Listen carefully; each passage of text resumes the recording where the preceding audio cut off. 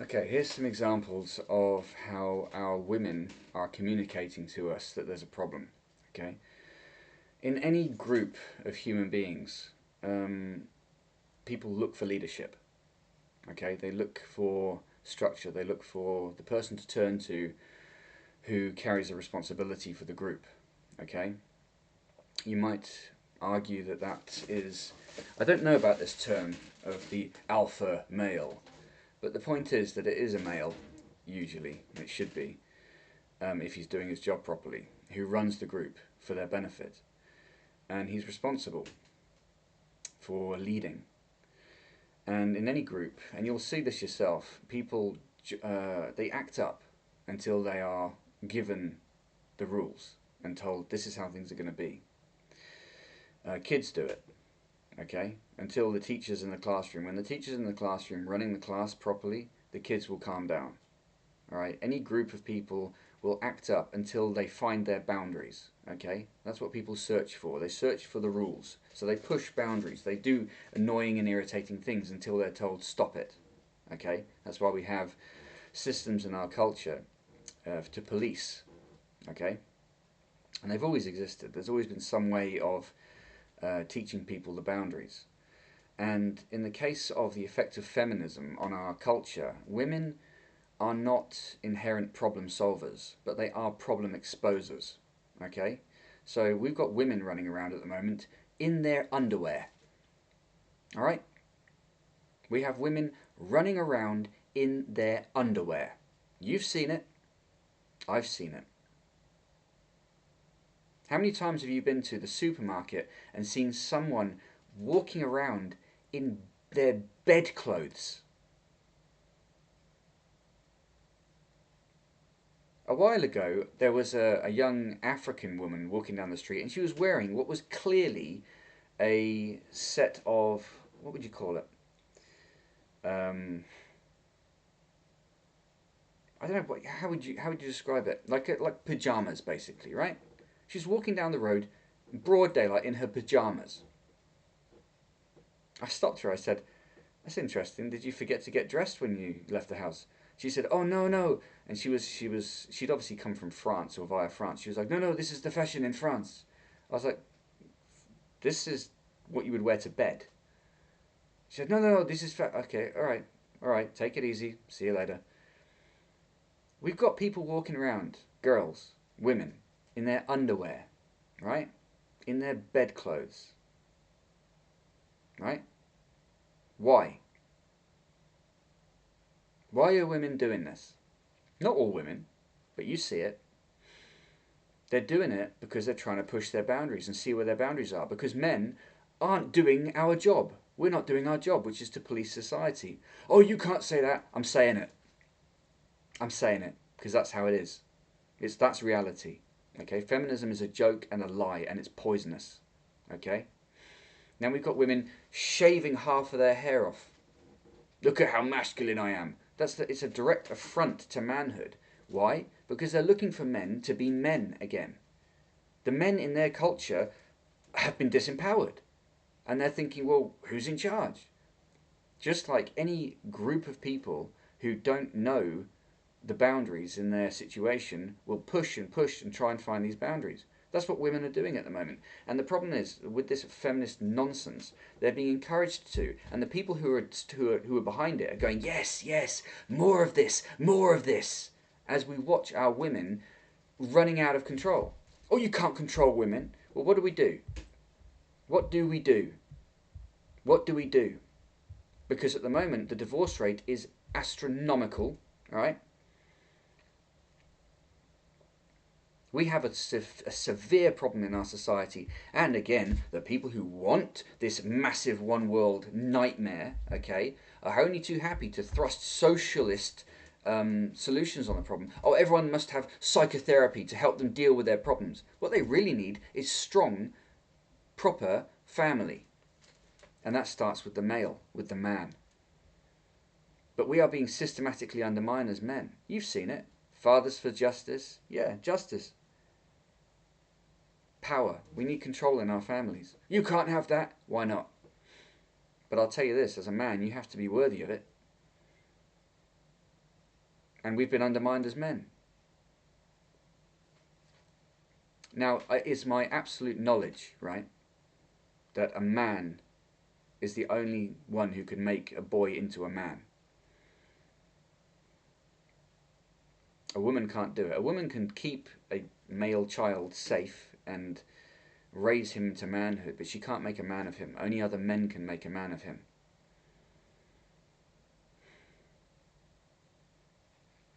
And yes, when he gets to proper adulthood, it's up to him to maintain it and expand his manhood and actually grow himself as a man and keep himself in a strong condition in that regard. I wasn't taught this as a youngster. I've had to learn it myself, and I'm glad of it. And I'm doing everything I can now to move into that full manhood that we all need to as men move into. You know, as a man, deep inside you, what is expected of you, and you have to meet that challenge.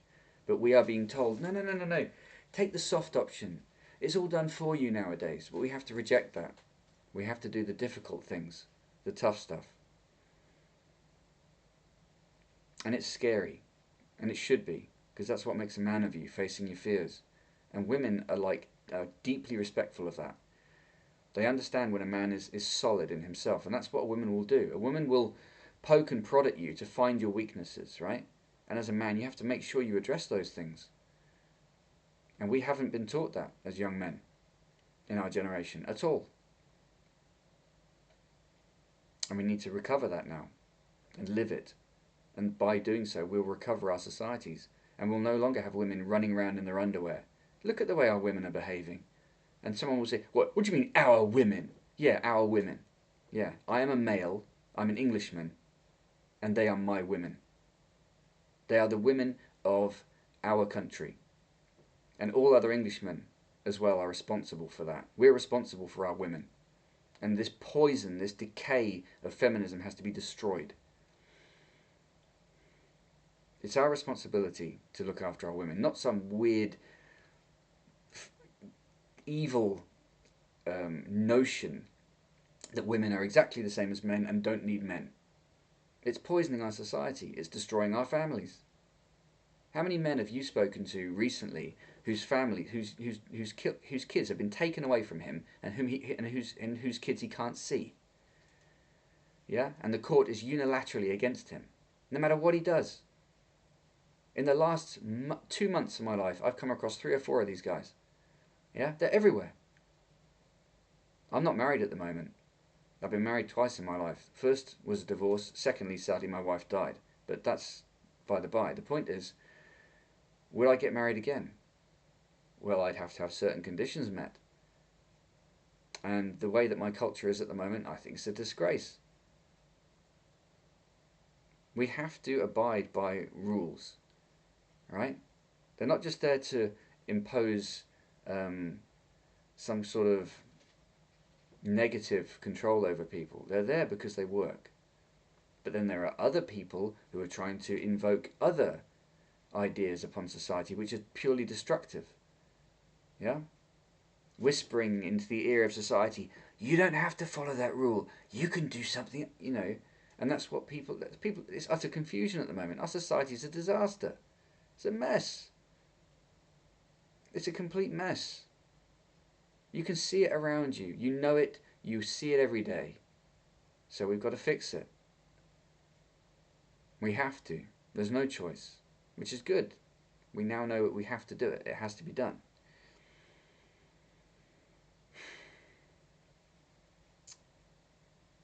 And the people who are involved in, for example, fashion, right, are producing clothing which is underwear for women to wear out at night. A woman wearing basically a bra as nightwear now. What? That's not acceptable. It's simply not acceptable. It demeans her and it demeans everyone around her.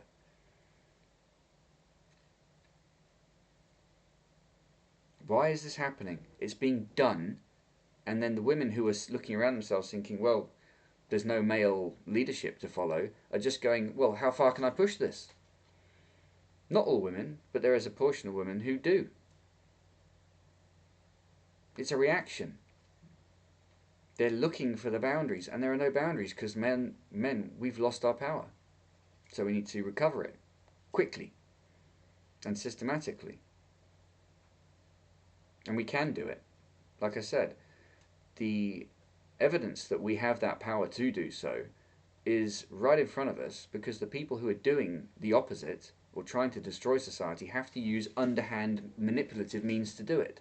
Well, if we just stay authentically as men, we can fix this problem. And eventually the people who have been doing this will be exposed, and they will scurry away like rats.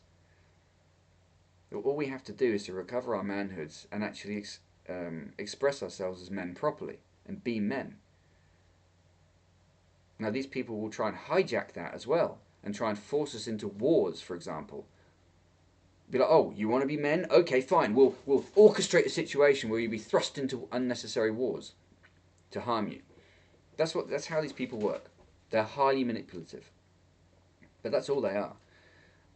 As long as we are clever and intelligent and see them for what they are, we can fix the problem.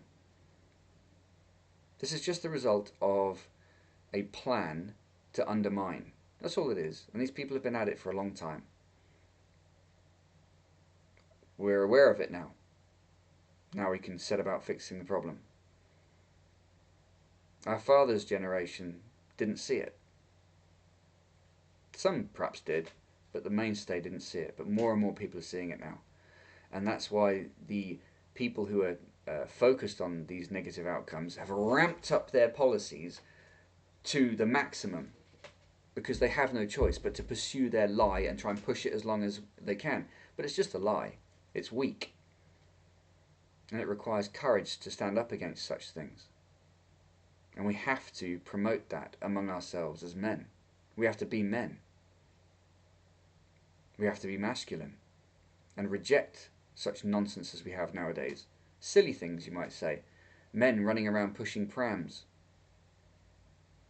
I still walk down the street, there's a man pushing the pram. The woman's walking along beside him, sort of thinking, you can see, she's like, I should be doing something here. And the man's like, no, I will push the pram. What a joke. It's a joke. It doesn't mean you strictly can't, but look at what's happened to our society. There are certain things that as a man you shouldn't do. And we're routinely being exposed to things which are trying to make us do the opposite. It's very dangerous. It's very insidious. And I don't know if insidious is the word, but it's an attempt to subtly undermine, because the people who are doing this are too cowardly to do it up front. And by pushing back against them, eventually they'll be fully exposed. And they'll be just like, but they'll be fully exposed. But that can't happen unless we fix ourselves. If we allow ourselves to be vulnerable to their depredations, we're in trouble. But if we recognize now exactly what the situation is and start to recover it, we'll be in good shape. Here's an example, right? In England, we've got lots of foreigners, right? Lots of foreigners. Way too many. I stand by that. There are way too many foreigners here. Way too many foreigners. Okay, that's a fact. All right, it's been allowed to happen. It's been engineered. But what I will say is that a lot of those people have decent, strong family backgrounds. Why? Because the men in their culture still have power and control in their families, and they have strong families because of it. Well, look at our situation. No one's going to say that we have strong families. We don't. So we need to work on that. And we can use some of the examples that we see from the people from other countries. Unfortunately, when they come here, they start being corrupted. But what we can do is look. We can look into the past and see how things work and what we should be doing. And it is for the benefit of our women and our families and our children. Because what women really want is a good, strong man in the house to run the family properly for his kids. So we need to think about that. And it doesn't mean being a softy. Yeah, you can be soft and gentle, but you've got to also be strong. That's what we need in our culture and our society. And that's what we all have to produce now. I'll do my part, and I hope you will too.